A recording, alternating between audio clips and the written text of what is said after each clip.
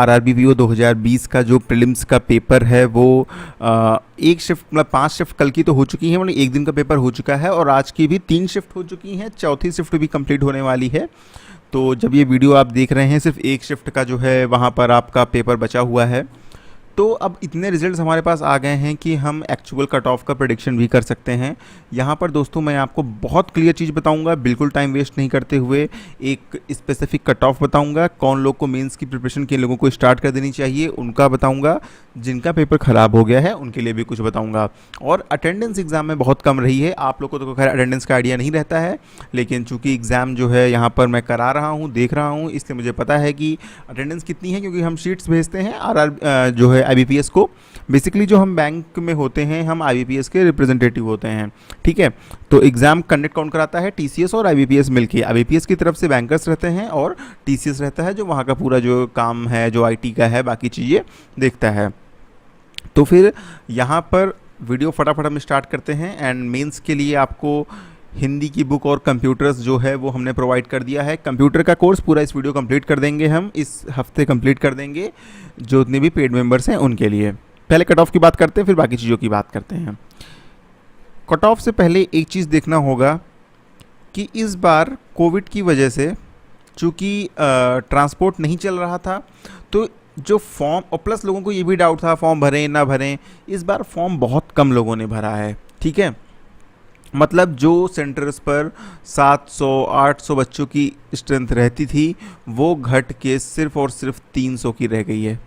मतलब बच्चों ने फॉर्म बहुत कम भरा। सेंटर्स भी थोड़े बढ़े हुए हैं, लेकिन मान के चलिए और सालों के कंपैरिजन में, बाकी ईयर से कंपैरिजन में 30% स्टूडेंट्स ने जो है वो फॉर्म कम भरा है। अब दूसरी चीज़ क्या हुई, दूसरी चीज़ ये हुई कि पहले आईबीपीएस ने पेपर कैंसिल किया, फिर बोला पेपर होगा, तो इस वजह से स्टूडेंट्स को बहुत दिक्कत हुई, बहुत जो है गलत डिसीजन था। लेकिन फिर उसके बाद ये हुआ कि जहाँ पर सेंटर्स में 200 लोग का पेपर होना था, ऑन एवरेज वहाँ पर 120, 110 ऐसे अटेंडेंस आई है, और जहाँ पर 400 लोगों का सेंटर्स बना था वहाँ पर अटेंडेंस 210 से 230 के बीच आई है। यानी आप देखेंगे जो अटेंडेंस आई है, ऑलरेडी 30% लोगों ने कम पेपर भरा था, मतलब फॉर्म भरा था, उसमें भी सिर्फ 60% अटेंडेंस आई है। बहुत से ऐसे कैंडिडेट जो मेरी नज़र में ही हैं, जिनसे मेरी बात होती है रेगुलर, वो लोग जो बहुत अच्छी तैयारी कर रहे थे फिर भी XYZ किसी रीज़न की वजह से वो नहीं जा पाए। उनका सेंटर दूर था, घर वालों ने बाइक से जाना अलाउ नहीं किया। बहुत से लोग ऐसे थे कि नहीं बाइक से इतनी दूर कहाँ जाओगे, अगले साल पेपर दे देना, ये है वो है। बहुत सी चीज़ें हुई हैं, घर वालों की भी सुननी पड़ती है। बहुत से लोगों को ट्रेन नहीं मिली, ट्रेन बहुत कम चल रही है, बिना आप कंफर्म टिकट के ट्रैवल नहीं कर सकते हो। तो इतनी सारी दिक्कतों के बीच जो है बहुत से लोगों का पेपर छूट गया अनफॉर्चुनेटली। उनके लिए कुछ नहीं कर सकते हैं, बस मैं इतना कहूँगा, इतनी गारंटी दूंगा, आरआरबी पीओ की वैकेंसी अगले साल भी आएंगी और इससे ज़्यादा आएंगी। देख लेना आप, इससे ज़्यादा वैकेंसीज आएंगी। तो आप तैयारी जारी रखिए, लास्ट के 2 महीने 3 महीने के चक्कर में मत पड़िए, अभी से पढ़ते रहिए। दूसरी बात ये है कि जिन लोगों ने एग्ज़ाम दिया उनके लिए क्या, उनके लिए मैं ये कहना चाहूँगा, अच्छा ये फैक्टर्स तो हैं ही जो कट ऑफ को अफेक्ट करेंगे। दूसरा फैक्टर ये है इंटरफेस चेंज। आईबीपीएस ने इंटरफेस जो है वो एग्ज़ाम का चेंज कर दिया। पहले जो इंग्लिश हिंदी आप अलग अलग सेलेक्ट करते थे वैसा नहीं था, एक ही स्क्रीन पे सब कुछ था, उस वजह से भी लोगों को दिक्कत आई। लेकिन दोस्तों ये इंटरफेस जो कट ऑफ कम करेगा, इससे सबका जो है सबको अफेक्ट किया है ये चीज़। ऐसा तो नहीं कि स्पेसिफिकली आपके लिए है, जितने भी कैंडिडेट्स एग्जाम दे रहे हैं ऑल ओवर इंडिया सबके लिए ये चीज़ हुई है। तो इसमें इतना परेशान होने की बात नहीं है, कट ऑफ उतना हाई नहीं जाने वाला है। तो ये तो चीज़ होगी जो मैं आपको बता रहा हूँ, अटेंडेंस जो कि मैं इनसाइड की बात बता रहा हूँ, और बाकी चीज़ें जो आपको पता ही हैं इंटरफेस एंड ऑल की। तो इन वजहों से कट ऑफ जो है वो थोड़ी सी अफेक्ट होगी और कट ऑफ लो रहेगी। अब बात करते हैं कि कट ऑफ कितनी जाएगी। यहाँ पर देखिए स्टेट वाइज कट ऑफ जाती है अलग अलग, लेकिन फिर भी मैं ऑल ओवर एक आपको बीच का बताऊँगा कि लगभग कहाँ की कहाँ पे मतलब कितनी जा सकती है। पहले आप ये चीज़ देखिए, आपको हम वेबसाइट पे ले चलते हैं अपनी। ये देखिए यहाँ पर हमने क्या किया था, यहाँ पर हमने पोल्स कराए थे। एक जिन्होंने आज पेपर दिया है 13 तारीख को कि 100% एक्यूरेसी के साथ जो है कितने लोगों ने क्वेश्चन किया, 40 से 45 बोला है 19% लोगों ने, और सॉरी ये आपका कल का पोल है, और 51 से 55 बोला है 29% लोगों ने, 50 से 60 भी बोला है 21% लोगों ने, ठीक है बोलना है। और जो आज का पेपर है, आज के पेपर में देखिए यहाँ 50 से 60 और 61 से 65 वाले बहुत कम लोग हैं, मेनली 40 से 55 वाले लोग हैं, उसमें भी 40 से 45 वाले जो है लोग बहुत ज़्यादा हैं। तो इसमें भी दिक्कत वाली कोई बात नहीं है, क्योंकि एग्जाम में मार्क्स का नॉर्मलाइजेशन होता है, ठीक है। नॉर्मलाइजेशन क्या होता है इसकी वीडियो हम बना देंगे, ठीक है। तो ऐसा नहीं है कि किसी शिफ्ट में पेपर कठिन आ गया तो आपको नुकसान होगा, कोई नुकसान नहीं होगा, उसके लिए आपको परेशान होने की कोई भी ज़रूरत नहीं है।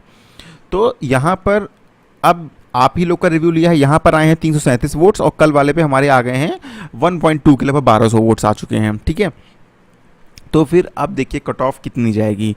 मेरे हिसाब से जो सारे सिनेरियोज़ हैं उनको देखते हुए आपकी आरआरबी पीओ प्रीलिम्स की जो कट ऑफ है वो ऑल इंडिया हर स्टेट के लिए समवेयर अराउंड 44 से 52 के बीच रहने वाली है। इससे ज़्यादा आपकी कट ऑफ जो है नहीं जाएगी। अब डिपेंड करता है वैकेंसीज़ पे भी और बाकी सब फैक्टर्स पे भी। इससे ज़्यादा कट ऑफ आपकी कहीं लोग कह रहे हैं 54 जाएगी, 55 जाएगी, 58 जाएगी, 60 जाएगी, इतनी कट ऑफ नहीं जाएगी। यहाँ पर आपकी कट ऑफ जो है इसी के बीच रहने वाली है। सेक्शनल कट ऑफ की बात करें अगर हम आरआरबी में रीजनिंग की और क्वांट की, तो सेक्शनल कट ऑफ के बारे में देखिए कुछ कहा नहीं जा सकता है इतना क्लियर, लेकिन आई थिंक थोड़ा भी आपने प्रिपरेशन की है तो सेक्शनल कट ऑफ निकल जाएगी। उसमें इतना इशू नहीं होता कि यार आप सेक्शनल कट ऑफ भी निकल पाएँ ना निकाल पाएँ। सेक्शनल कट ऑफ तो बहुत कम रहती है ना, तो उसके बारे में मैं कुछ कमेंट नहीं करूंगा, लेकिन इतना मैं गारंटी से कह सकता हूँ आपकी ओवरऑल कट ऑफ 44 से 52 के बीच रहेगी। जो स्टेट्स मेन है जहाँ से लोग अप्लाई करते हैं, एमपी हो गया, यूपी हो गया, राजस्थान हो गया, हरियाणा हो गया, ठीक है, या फिर आपका महाराष्ट्र हो गया जहाँ से बहुत लोग अप्लाई करते हैं, आंध्र प्रदेश हो गया, इन स्टेट्स की कट ऑफ देखना 47, 48, 49, 47, 48, 49, 50, 47, 46 ऐसे ही रहेगी। इससे ज़्यादा कट ऑफ जनरल की बात कर रहा हूँ, इतनी कट ऑफ रहेगी, तो परेशान होने की ज़रूरत नहीं है। रही बात जो लोग बोल रहे हैं हमने 57 किए, 58 किए, दोस्तों विश्वास मानिए आप बोल जरूर रहे हैं कि 100% एक्यूरेसी के साथ आपने सारे क्वेश्चन किए हैं, वहाँ पर एक्यूरेसी 100% नहीं होगी, आपके क्वेश्चंस गलत निकलेंगे ही निकलेंगे। कुछ लोग, बहुत कम लोग होते हैं जिनके ना निकले, लेकिन मेजॉरिटी स्टूडेंट्स के जो है वो गलत निकलेंगे ही निकलेंगे। अब किनको प्रिपरेशन स्टार्ट कर देनी चाहिए? मेरे हिसाब से वो सारे स्टूडेंट्स जिन्होंने 45 से ज़्यादा क्वेश्चन अटेम्प्ट किए हैं विद ग्रेट एक्यूरेसी, मतलब जिन आपको डाउट नहीं है एक्यूरेसी में कोई भी, आपके हिसाब से वो 100% है, बाकी एग्जाम में जो है वो है, उनको मेंस की प्रिपरेशन स्टार्ट कर देनी चाहिए। 45 से कम वालों का मैं इसलिए नहीं बोल रहा हूँ कि आप स्टार्ट करें, क्योंकि सपोज कट ऑफ 44 भी गई तो क्या अगर आपने 44 भी अटेम्प्ट करके आए हैं तो यार 2 क्वेश्चन 3 क्वेश्चन तो गलत होंगे ही, एक तो गलत होगा ही। इसलिए मैं कह रहा हूँ 45 प्लस जो लोग भी अटेम्प्ट करके आए हैं इन जनरल कैटेगरी, बाकी अगर आप किसी और अदर रिजर्व कैटेगरी से हैं तो 1-2-4 नंबर आप घटा सकते हैं अपने हिसाब से, लेकिन 45-46 क्वेश्चन से ज़्यादा अगर आप अटेम्प्ट करके आए हैं और एक्यूरेसी आपकी ग्रेट है, आपकी बहुत अच्छी है, आप खुद पे कोई डाउट नहीं है, तो आप नो डाउट मेंस की प्रिपरेशन स्टार्ट कर दीजिए। आप इस बार क्लियर कर जाएंगे। इस बार जो है कंपटीशन काफ़ी कम है। मेंस की प्रिपरेशन में आपको 3 चीज़ें ही मार्क्स दिलाएंगी। देखिए, एक आपको प्रैक्टिस, आपको सारे टॉपिक्स क्लियर हो चुके हैं,